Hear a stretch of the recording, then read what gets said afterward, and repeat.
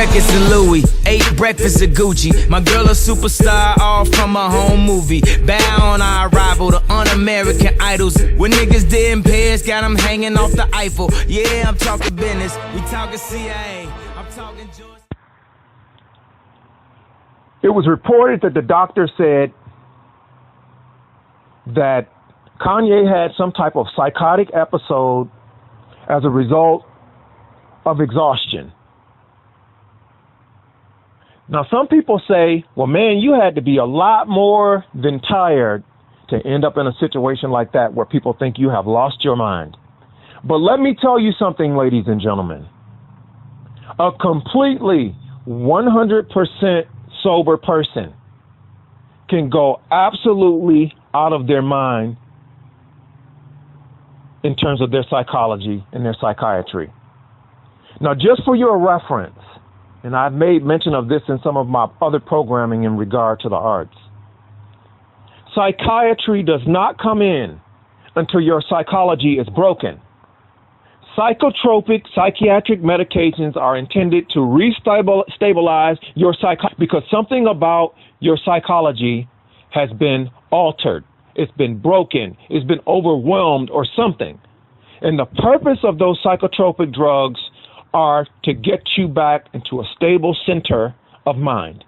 Now, all kinds of things can break your psychology. Traumatic events, drugs and alcohol, shock, and fatigue,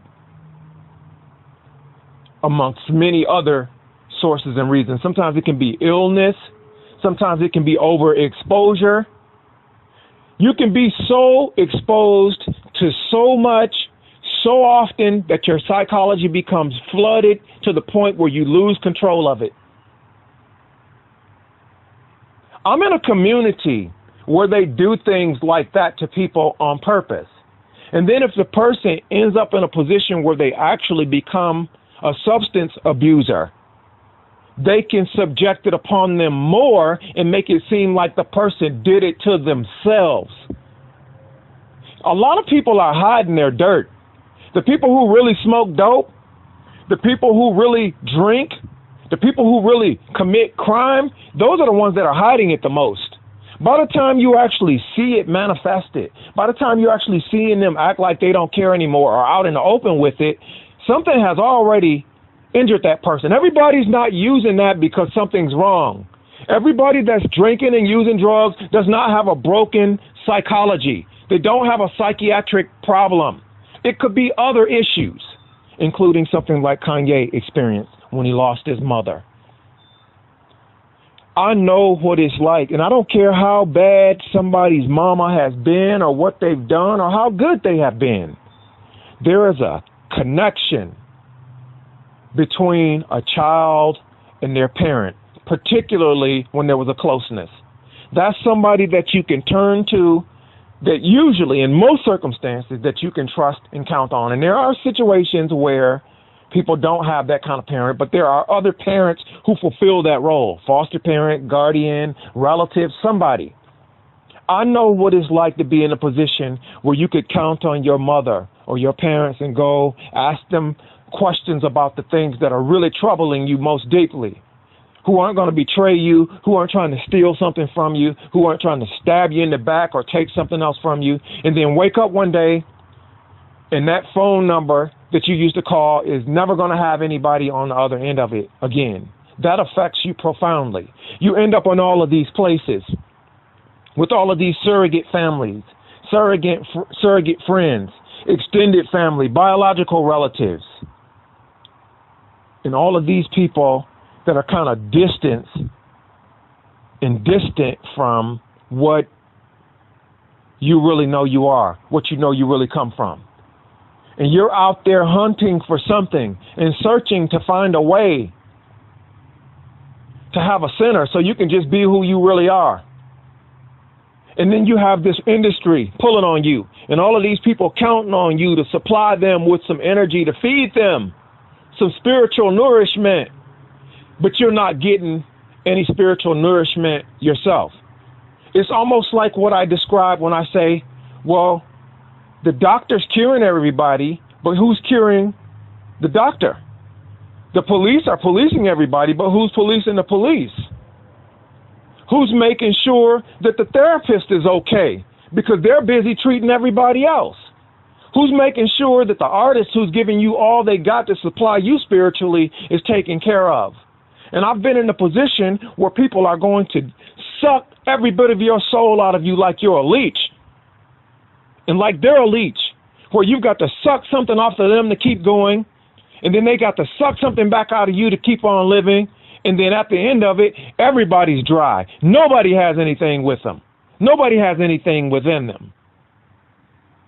Because everybody is feeding off of one another, and nobody's making sure that everybody has what they need. Now, I want to talk about a cultural leech. When I was a little boy, I came from a rural background. We played around with a lot of things that other people consider to be creepy, gross stuff now, things that were in nature. When we would go over to the creek line, we would see freshwater leeches, bloodsuckers, in the water. And we would see them in their normal state when they hadn't eaten, hadn't had any blood, hadn't had anything to feed off of. They were these small, little, fragile, wavy, wormy things. But then if they found something they could connect to get blood out of, to suck, they would get so fat that you could hardly identify them. They would drink until they couldn't drink anymore, to the point where they had to release themselves from whatever they were getting the blood from, because they had sucked as much as they could consume. And if enough of those leeches get on something, they will suck the life out of it and then just fall off and wait for the next thing that they can grab a hold of to get some blood or something to live off of. And so you wonder, well, what were the leeches living off of until they found some blood? Well, they live in water. They live in moisture, something to hold them until something comes along that they can get a hold of. Anything that's sitting too long, anything that's stationary, anything that's vulnerable, anything that's actually bleeding the blood to call them into the area, they're waiting on you. And that creek will take them somewhere at some point to something that they can feed off of if nothing is in the area where they are. But something, in some kind of way, will always land in that area for them to get enough blood off of to survive. And people are the same way. Haven't you seen leech people before? Those people who are looking for what they can get off of you, but never what they can give you. What does a bloodsucker give you most of the time? Nothing. They're going to take something from you because they need you to survive. Unless you understand what a leech really is, or a lamprey or something like that. We find out how to use what they know how to do to help us. And some people get rich off of how they learned how to exploit the bloodsucker. If you have low circulation in a part of your body, or you have an area that blood's not getting to in your body, guess what?